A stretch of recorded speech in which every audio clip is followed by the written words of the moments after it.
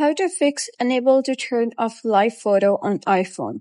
Hello guys and welcome back to the channel. In this video, I'm going to show you how you can permanently disable live photo on your iPhone when it keeps turning itself back on using the preserve settings features and troubleshooting common glitches.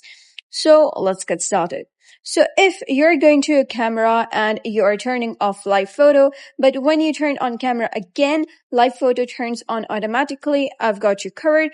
What you gotta do is simply head over, go to your settings, and here you gotta search for camera. And here within the settings, you'll be able to see preserve settings. So click on it and here scroll all the way to the bottom and you'll be able to see an option that says live photo. Preserve the live photo settings rather than automatically reset to live photo turned on. So you'll be able to see that this is toggled off. What you got to do is simply toggle it on. And now if you turn off live photos on your camera and when you open your camera again, the live photo will be turned off. It will not automatically be turned on. So that is basically how you can fix unable to turn off live photo on iPhone. So if you found this guide helpful, give it a thumbs up and don't forget to subscribe for more helpful tutorials. I'll see you in the next video.